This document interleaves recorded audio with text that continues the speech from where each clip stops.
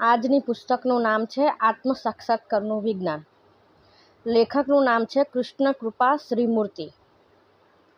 હરે કૃષ્ણનો અર્થ આ મુજબ થાય છે. હરે એટલે કે ભગવાનની શક્તિ અને કૃષ્ણ એટલે કૃષ્ણ ભગવાન.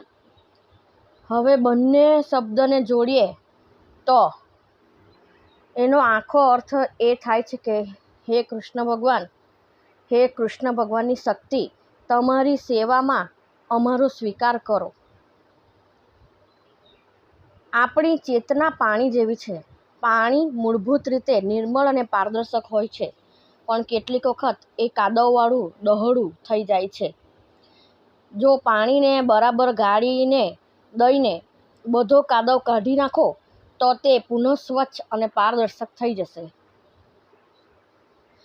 જેમ પુત્રોનો તેમના પિતા સાથે સંબંધ હોય છે, તેમ જીવાત્માનો ભગવાન સાથે સંબંધ રહેલો છે. ભગવદ્ ગીતામાં પણ ભગવાનનો પિતા તરીકેનો અભિગમ છે. આત્માને નથી જન્મ કે નથી મૃત્યુ. આ આત્મા પહેલા હતો અને ભાવિમાં તે નહીં હોય એવું જ નથી. તેથી તો જન્મ અને મૃત્યુ રહિત છે, નિત્ય છે, શાશ્વત છે અને પુરાતન છે. શરીર હણાવાથી તે હણાતો નથી. આવતા જન્મમાં તમને કેવા પ્રકારનું શરીર મળશે એ ગુણ સંસર્ગના આધારે નક્કી થશે. એ કર્મના નિયમ પ્રમાણે જ થાય છે. દરેક જણ કર્મના બંધનમાં રહેલો છે, માટે તમારો આવતો જન્મ તમારા કર્મો દ્વારા નક્કી થશે. પાપ કર્મો અથવા પુણ્ય કર્મો, જે કર્મો હોય તે.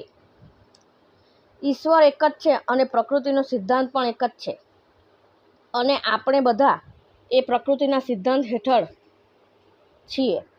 આપણે બધા પરમેશ્વરના અંકુશમાં છીએ. જેમ રાજ્યના કાયદા હોય તેમ પ્રકૃતિના પણ કઠોર કાયદા હોય છે, અને તેમના વિશે આપણે અજ્ઞાન હોઈએ તો પણ તે કામ કરે જ છે.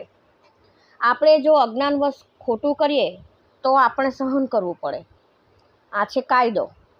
તે પછી રાજ્યનો હોય કે કુદરતનો. જો તેનો આપણે ભંગ કરીએ તો સહન કરવું, એનું જોખમ ખેડવું પડે.